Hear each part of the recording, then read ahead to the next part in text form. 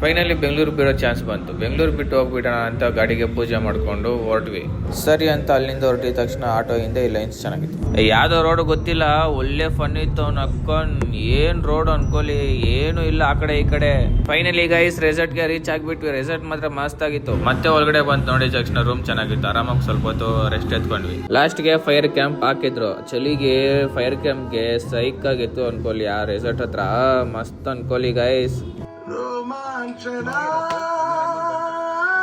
ತುಂಬಾ late night ಆಯ್ತು guys. 1 ಗಂಟೆ ಆಯ್ತು. 1 ಗಂಟೆಗೆ ಊಟ ಏನು ಇಲ್ಲ ಅಂದ್ರು. ಆಮೇಲೆ ಲಾಸ್ಟ್ ಒಬ್ಬ ಅಣ್ಣ ಮ್ಯಾಗಿ ಮಾಡ್ಕೊಟ್ರು. ಸೈಕ್ ಆಗಿತ್ತು ಮ್ಯಾಗಿ ಮಾತ್ರ. ಮತ್ತೆ ಆಚೆ ಬಂದು ನೋಡಿದ್ರೆ ಸ್ವರ್ಗ ಅನ್ಕೊಳ್ಳಿ. ವ್ಯೂ ಮಾತ್ರ ಸೈಕ್ ಆಗಿತ್ತು ಅನ್ಕೊಳ್ಳಿ ಗೈಸ್. ಅದಾದ್ಮೇಲೆ ಕೋಮಲ್ ಟ್ರೆಕ್ಕಿಂಗ್ ಮಾಡ್ತೀನಿ ಅಂತ ಹೋಗಿ ಬಿದ್ದೋಗ್ಬಿಟ್ಟ ಅವನೇ.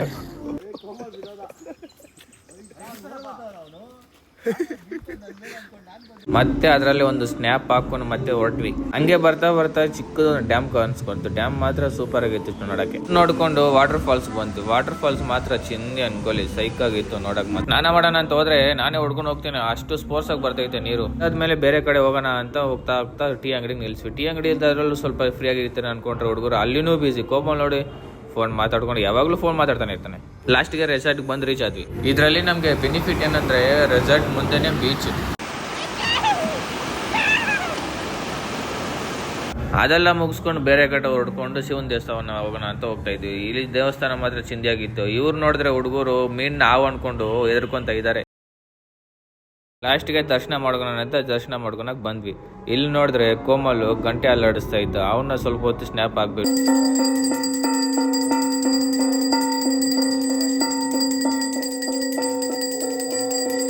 ಅದಾದ್ಮೇಲೆ ಪಕ್ಕದಲ್ಲಿನೇ ಚಿಕ್ಕ ಒಂದು ಬಾವಿ, ಅದರಲ್ಲಿ ಒಂದು ದೇವ್ರಿಗೆ ಕೈ ಮುಗ್ದಿ ಮತ್ತೆ ಅಲ್ಲಿಂದ ನಿಧಾನಕ್ಕೆ ಹೊರಟ್ವಿ. ಅದಾದ್ಮೇಲೆ ಮುರುಡೇಶ್ವರ ಬಂದು ರೀಚ್ ಆದ್ವಿ. ಅಲ್ಲಿ ಬೀಚ್ ಹತ್ರ ಹೋಗ್ಬಿಟ್ಟು ಸ್ವಲ್ಪ ಹೊತ್ತು ಆರಾಮಾಗಿ ಎಲ್ಲರೂ ಕುತ್ಕೊಂಡು ಆಟಾಡ್ಕೊಂಡು ಬಂದ್ವಿ. ಇದ್ಯಾವುದೋ ಸೋಡಾ ಹೆಸರು ಗೊತ್ತಿಲ್ಲ, ಕುಡಿಯಕ್ಕೆ ಮಾತ್ರ ಚಿಂದಿಯಾಗಿತ್ತು ಅನ್ಕೊಳ್ಳಿ. ಮತ್ತೆ ಬೆಂಗಳೂರಿಗೆ ವಾಪಸ್ ಬರ್ತಾ ಬರ್ತಾ ಇದ್ಯಾವುದೋ ವ್ಯೂ ಚೆನ್ನಾಗಿತ್ತು ವಯಸ್. ಸೈಕ್ ಆಗಿತ್ತು ನೋಡಕ್ ಮಾತ್ರ. ನೋಡಿ ನೀವು ದರ್ಶಾಂತ್ ಏನ್ ಸ್ಟ್ಯಾಂಡರ್ಡ್? 5th. ಸ್ಮೈಲ್ ಏನು ಮಸ್ತಾಗೈತೆ. ಸ್ಮೈಲ್ ಏನು ಮಸ್ತಾಗೈತೆ. ಮತ್ತೆ ಲಾಸ್ಟ್ಗೆ ಬೆಂಗಳೂರು ರೀಚ್ ಆಗಿದ ತಕ್ಷಣ ಟೀ ಕುಡಿಯೋಕ್ಕೆ ನಿಲ್ಲಿಸುತ್ತೆ.